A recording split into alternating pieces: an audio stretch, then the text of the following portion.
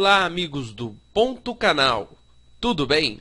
Bom, vamos continuar o nosso curso de Bootstrap 3 e na aula de hoje nós iremos entender as mudanças que ocorreram da versão 2 para a versão 3 relacionados aos formulários, né?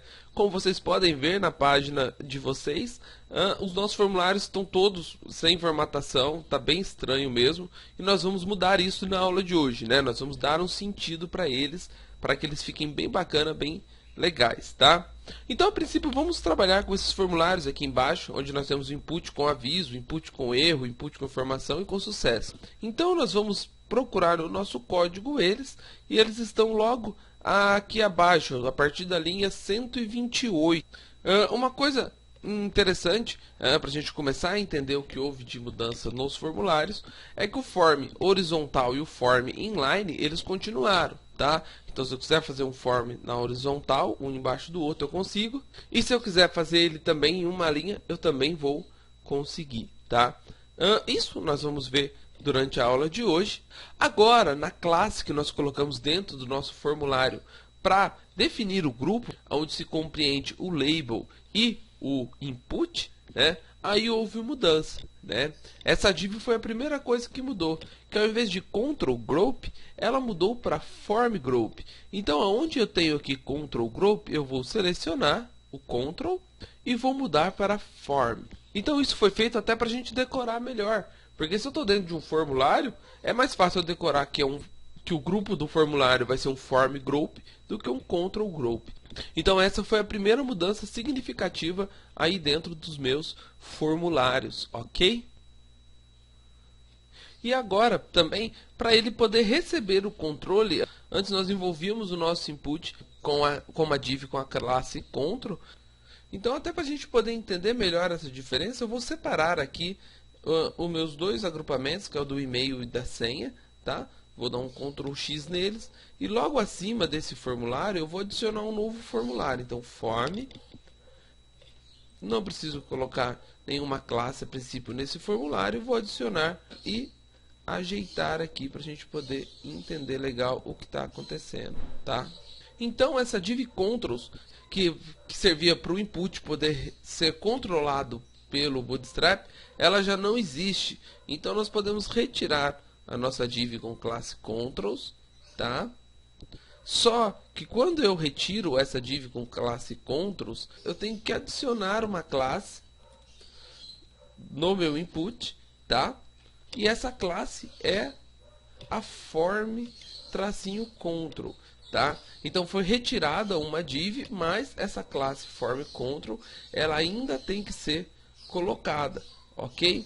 Ela ainda tem que ser colocada dentro do meu input, tá? Para que ele possa ser renderizado da forma correta. Aí eu vou salvando e atualizando.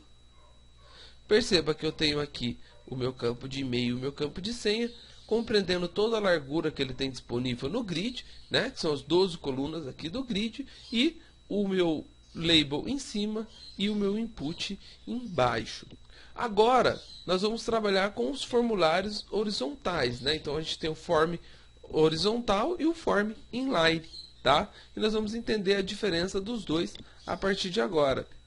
O form horizontal, ele mantém basicamente a estrutura do anterior, né? Tendo lá o formulário com a classe form horizontal, tendo a nossa div com o form group, que nós mudamos, né? Em vez de control group, vira form group. Ele ainda possui um label, tá? Normal. E esse label ele pode possuir o control label, não tem importância, tá joia? E embaixo ele continua com uma div. Só que ao invés de nós colocarmos a div como controls, lembra que a gente falou que o controls não existe mais? Então aqui eu posso definir o que? O tamanho que o meu input vai ter, tá? E como que eu vou definir esse tamanho? Com o grid normal do Bootstrap, que é col-sm. Vocês vão entender esse SM daqui a pouco. Depois que nós vemos montarmos esse formulário, eu vou explicar o porquê do SM-10. Suponha que eu quero o tamanho 10 para o input que vai estar dentro dessa div, tá?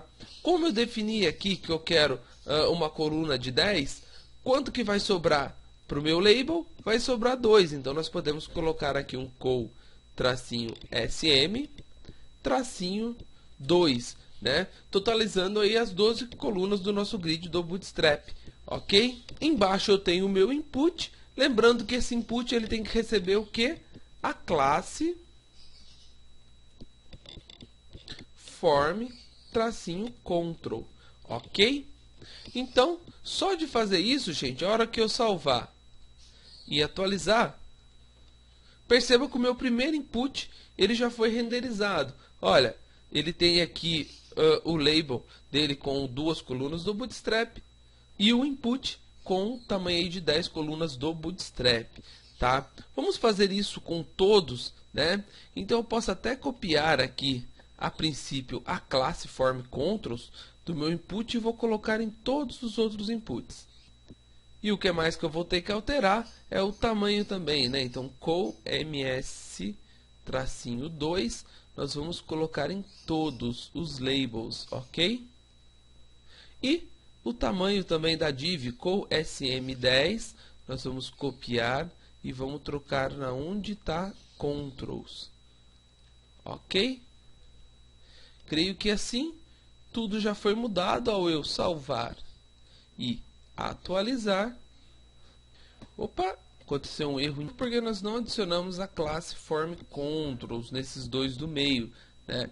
Então vamos colocar nesses dois inputs do meio a classe form-controls, tá? Salvei, atualizei. Agora eles estão ocupando o espaço que é devido para eles dentro de um formulário horizontal, né? Ainda em relação ao tamanho dele, se eu quiser alterar o tamanho, por exemplo, eu quero que esse meu formulário 3 ele tenha o tamanho de 8 colunas do Bootstrap. Eu coloco 8, salvo e atualizo. Ele vai ficar com o tamanho de 8 colunas do Bootstrap. E assim, independente, dependendo do tamanho que eu vou colocar, é o tamanho que ele vai ser renderizado, ok? Bom, gente, mas por que nós usamos essa diferença de SM e quando nós fomos definir o nosso grid, nós colocamos o MD, né? Então, a gente colocou o MD4 aqui para definir a nossa barra lateral e aqui no nosso formulário nós estamos usando o-SM. Por que que nós fazemos isso, né? Vamos olhar aqui no nosso guia de migração que vocês vão entender o que está acontecendo, tá? Dentro agora do Bootstrap 3, houve uma mudança enquanto nós vamos definir essas colunas dentro do nosso grid. E o que mudou? Por exemplo, quando eu tenho um grid maior do que 992 pixels e menor que 1200 pixels, nós usamos col-md, né? Que foi o que a gente usou para definir o grid ali do nosso layout geral da nossa aplicação, ok? Mas quando eu tenho um grid que a gente pode considerar aí o small grid, em que ele tem de 768 até 991 de pixels, nós temos que usar o SM, né? Então nós não usamos mais o MD, nós passamos a usar o SM. Então, como aqui nós temos de espaço 869 e 869 está aqui, ó, dentro do small grid, nós vamos usar o col-SM, né? Quando nós formos mexer na barra lateral, se nós formos dividir ali em grid, nós temos que usar o extra small grid, né? Que é ainda menor do que 768 pixels, né? Tudo que for menor que 768 pixels, o grid dele vai ser definido com col-XS para o extra small grid, tá? Então essa questão aqui do grid é importante a gente dar uma fixada legal para depois não causar nenhuma dúvida, né?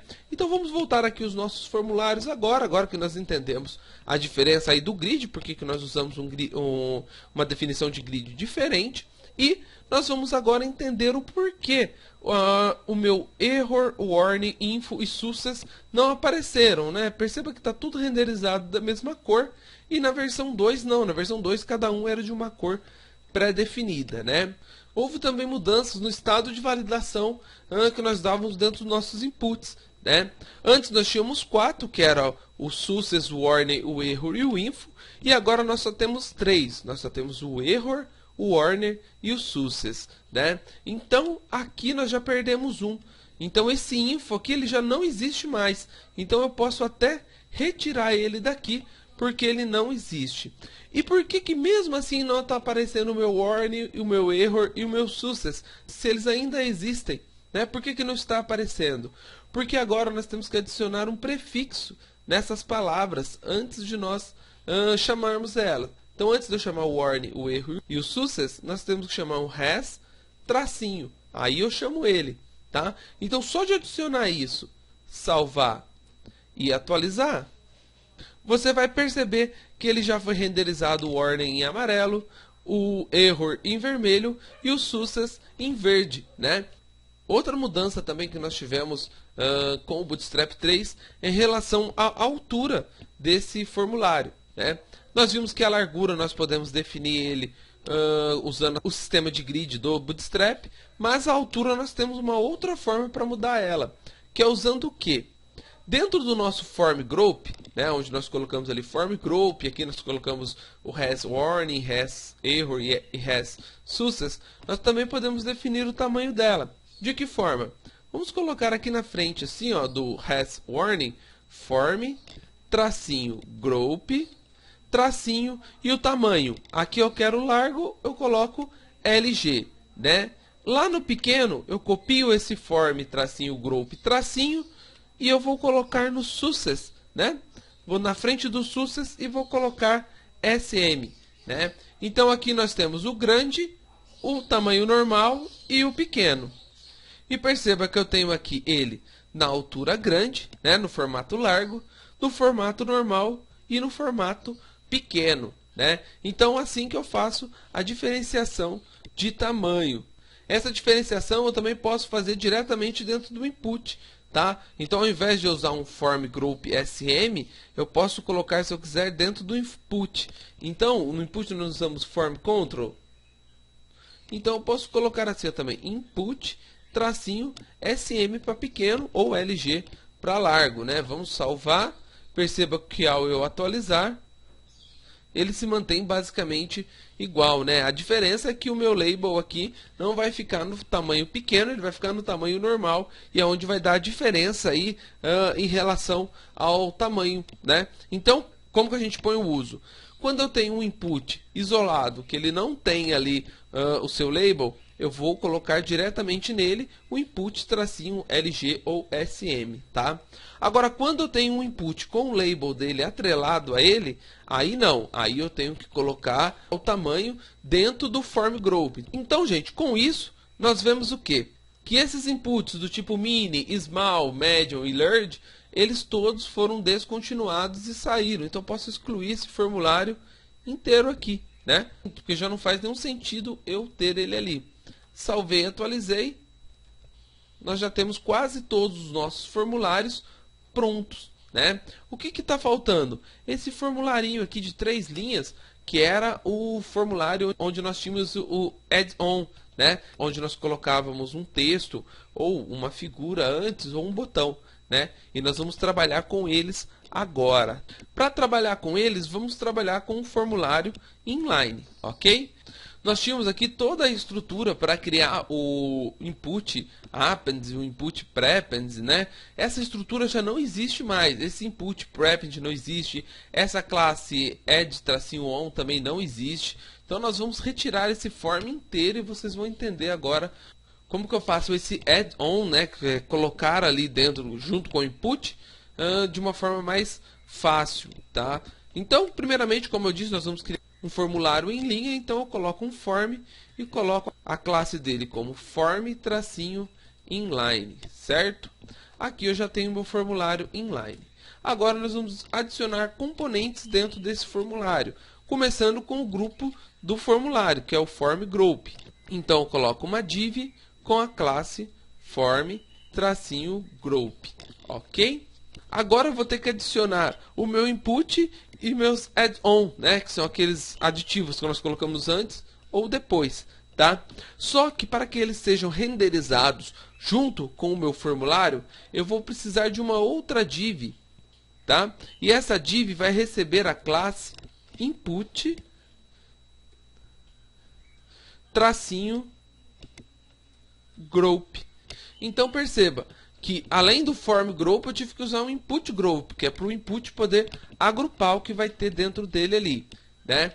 E aí nós vamos colocar o nosso input, né? Então input com a classe form controls, não posso esquecer dessa classe, ok? E eu vou adicionar o meu add-on, né? O meu aditivo, o que vai vir antes dele, tá? Então vamos colocar dentro de uma div mesmo, colocar dentro de uma div e vou colocar o rcifrão, por exemplo, né? Aí para ele poder aparecer lá, nós adicionamos uma classe e essa classe ela se chama input tracinho group tracinho add-on, né? Então nós usávamos o add tracinho on, agora nós temos que usar input group add-on, né? E a mesma classe, a mesma div, ela pode ser usada para me colocar depois do formulário, né? Então, tanto antes quanto depois do formulário, nós usamos a mesma classe, a mesma div, né? O sistema agora ele vai entender pela posição. Apareceu antes do input, vai ser colocado antes dele. Apareceu depois do input, vai ser colocado depois, tá? Salvei, atualizei. Perceba que ele apareceu aqui perfeitamente, né? Só para a gente poder ver o formulário inline funcionando, vamos adicionar um button aqui, ok? Esse button vai receber a classe btn tracinho primary. Opa, vamos colocar só btn para ele poder criar. E agora adicionamos btn primary aqui. E o valor, vamos ver, transferência, só para a gente poder ter algum texto escrito naquele botão. E eu tenho aqui o meu formulário inline, né, onde o botão apareceu na frente do meu input, tá? Se eu quiser adicionar um botão ao invés de uma escrita, eu também posso, né? Vamos copiar aqui esse formulário que nós fizemos, esse add-on, ok? E vamos apenas mudar. Então eu retiro aqui o meu input group add-on, tá? Dos dois, vou deixar apenas o meu input, né? Minha tag input. Ele mantém a estrutura dele com form inline, não tem problema. Com o form group também ele mantém. Com o input group, a diferença é que aonde eu vou colocar o botão, ao invés de eu colocar apenas uma div com input, tracinho group, tracinho add-on, né, nós temos que fazer diferente. Nós vamos colocar uma div e a classe que essa div vai receber é a input, tracinho group, tracinho btn, né? Então vou informar que aqui dentro vai ter um botão e aqui dentro eu coloco um botão da forma que eu quiser, usando button, link, usando o próprio input, não tem problema, né? Vamos colocar um vai aqui só para ele poder adicionar e vamos colocar a classe para estilizar botões do Bootstrap 3, btn tracinho btn, aqui vamos colocar default, tá? Para ele ficar branquinho lá. Então salvei, atualizei. Perceba que eu fiquei aqui com o botão anexado. Como ficou muito grudado um com o outro, vamos colocar um parágrafo aqui só para ele separar e eu não perder tempo estilizando, ok? Aí, só para ele poder ficar um pouquinho separado. E olha só que bacana, eu tenho aqui o add-on com texto e o add-on com botão, tá? Esse grupo de inputs aqui eu também posso definir o tamanho deles. De que forma? Pegando aqui onde eu coloquei o input group, ok? E colocando aqui, ó, input, tracinho group, tracinho LG para grande, tá? E posso copiar aqui e pegar onde tem o meu botão, input group, e colocar SM para pequeno, né? Salvei, atualizei. Aí eu tenho ele no formato grande e tenho ele no formato de miniatura também. Outra coisa importante da gente salientar antes de nós acabarmos a aula, que esse grupamento que era o form search, deixa eu encontrar ele aqui no meu código, ele já não existe, tá? Então eu posso retirar ele, ele foi descontinuado, ok? Aí nós já temos aqui todos os formulários devidamente editados, tá? Então, com isso que nós aprendemos na aula de hoje, você já consegue configurar esse formulário aqui do lado para ele ficar do jeito certo, configurar os botões dele também de acordo com o que nós aprendemos na aula anterior, e também você já consegue fazer a migração sozinho aí dos formulários da versão 2 para a versão 3. Só recapitulando aqui o que nós falamos na aula de hoje, as classes que foram mudadas em relação ao formulário é a Control Group, que agora ela tem o nome de Form Group, tá? Também o warning, o error e o success que nós usávamos anteriormente para definir o estado da validação daquele campo, eles passaram a receber um prefixo res-tracinho. Então, se eu quero que o meu formulário tenha um display de error, eu tenho que colocar res-error. Tá? Outras mudanças também com o input prepend e o input append foram unidos em uma classe só, que agora é a input group. Tá? Também aquela classe add-on que nós tínhamos anteriormente para colocar aqueles sinais ou botões, agora ela passa a ser input-group-add-on. Essa também foi uma mudança muito importante em relação à versão anterior do Bootstrap, né?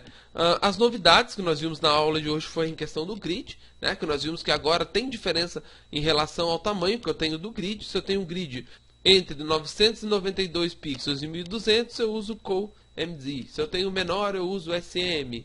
E por aí vai, né? Então isso foi uma coisa interessante que nós vimos na aula de hoje, que vai ser de extrema importância durante essa migração. E o que foi removido em relação aos formulários foram o Form Actions, que ele foi descontinuado, o Form Search e o Control Group do tipo Info, né? Para colocar um estado de validação de informação no meu formulário, ele já não existe mais no Bootstrap 3, ele foi descontinuado, né? Outras coisas também que foram descontinuadas no Bootstrap foi em relação ao tamanho do input mini, input small, input médio, large, tal.